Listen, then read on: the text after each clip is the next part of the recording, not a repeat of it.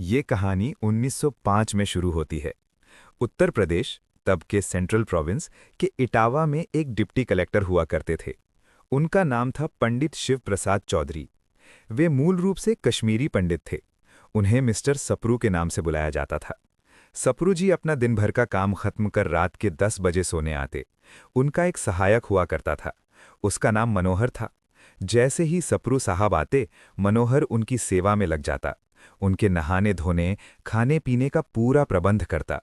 जब साहब के सोने का समय हो जाता, तब वो अपने मालिक के पैर दबाता और उनके सो जाने पर ही वहां से जाता। उस दिन भी ऐसा ही हुआ। सप्रू साहब सोने के लिए आ चुके थे। मनोहर उनके पैर दबा रहा था। तब सप्रू साहब ने मनोहर से कहा, मनोहर, आज एक सुंदर कहानी सुनाओ। मनोहर ने भी उन्हें कहानी सुनाना शुरू कर दी। एक बार की बात है। एक भव्य राज्य में एक अहंकारी राजकुमारी रहती थी। उसकी बहुत सारी दासियां थीं। सभी दासियां पूरी सतर्कता के साथ अपने कार्य को करती थीं। उसकी एक खास दासी थी जो उसके बिस्तर को प्रतिदिन साफ सुथरा करती, सजाती एवं उस पर इत्र लगाती। साथ ही प्रतिदिन वो राजकुमारी के कमरे को सजाती। एक दिन की बात है, नगर में उत्सव का आयोजन होना था। सभी दासियों के पास बहुत कार्य थे। इस दासी के पास भी बहुत सारे कार्य थे। उसने सारे कार्य समाप्त कर राजकुमारी के कक्ष की सजावट के लिए पहुंची। अत्यंत थकी दासी ने पूरी लगन के साथ राजकुमारी के कक्ष को सजाया, फिर इत्र भी उनके बिस्तर पर लगा दिया। अपनी सजावट देख दासी अति प्रसन्न हो रही थी। सोचा, आज तो राजकुमारी अति प्रसन्न होंगी। फिर उसके मन में ख्याल आया कि क्यों ना मैं भी एक बार इस बिस्तर पर सर रखकर देखूं कि इस पर सोकर कैसा लगता है। दासी अति थकी हुई थी। साथ ही कमरे में आ रही ठंडी हवा ने मानो लोरी का काम किया हो। दासी को पता भी नहीं चला कि उसे कब नींद आ गई। उसके सोते ही राजकुमारी वहां आ गई। राजकुमारी ने दासी को अपने बिस्तर पर सोता देख अपना आपा खो दिया। राजकुमारी के अहंकार को ठेस पहुंची कि मेरे बिस्तर पर कोई दासी सो रही है। वो चिल्ला उठी, री दासी, तेरी औकात की तू मेरे बिस्तर पर सोए? तुझ जैसी को मेरे कमरे में आने की अनुमति है, वही पर्याप्त है, और तूने मेरे बिस्तर पर अपने नीच देह को रखने का दुस्साहस किया। तुझे अभी के अभी यहीं 60 कोड़े मारे जाएं। दासी राजकुमारी के पैरों में गिरकर जीवन दान मांगने लगी। बोली, राजकुमारी, मैं 60 कोड़ों का दर्द नहीं सह पाऊंगी।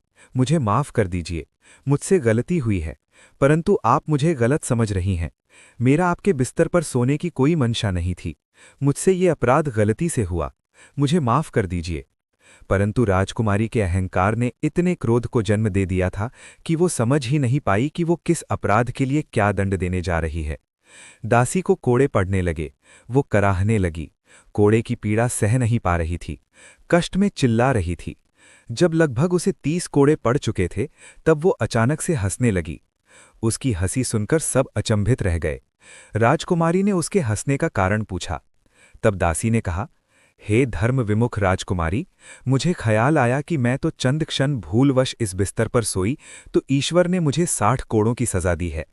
तुम तो इस पर जाने कितने वर्षों से सो रही हो। मैंने तो गलती की कि राजकुमारी के बिस्तर पर मुझे झपकी आ गई।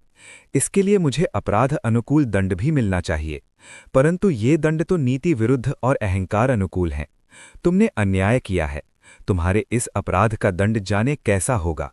मनोहर कहानी पूरी भी नहीं कर पाया था कि सप्रू साहब विचलित हो अपने शयन कक्ष से बाहर निकल आए। मनोहर भी पीछे पीछे भागा। मनोहर अपने मालिक से पूछता रहा, साहब, मैंने कुछ गलत कह दिया क्या? मुझे क्षमा कर दीजिए। साहब घर से बाहर निकल एक वृक्ष के नीचे जा बैठे। फिर साहब ने मनोहर से कहा, नहीं, तुमने कुछ भी गलत नहीं कहा, अपितु मेरी आंखें खोल दी। मैं भी ये क्या कर रहा था अपने जीवन में अब तक? मैं भी तो उन्हीं का चाकर हूं जो मानवता विरुद्ध नीति लगाकर भारत में काम कर रहे हैं।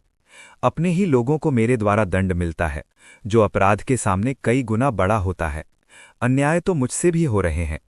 मनोहर कुछ समझ नहीं पाया, परंतु सप्रू साहब सब समझ चुके थे।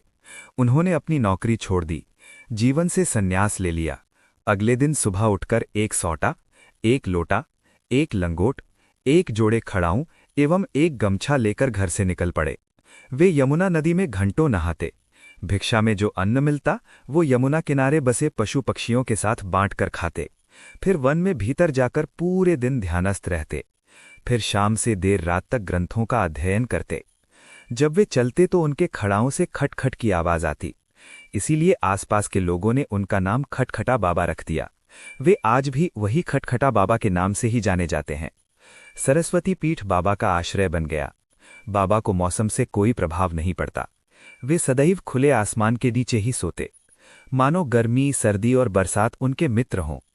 जल्द ही बाबा के चमत्कार एवं ज्ञान की बातें पूरे भारत में होने लगी।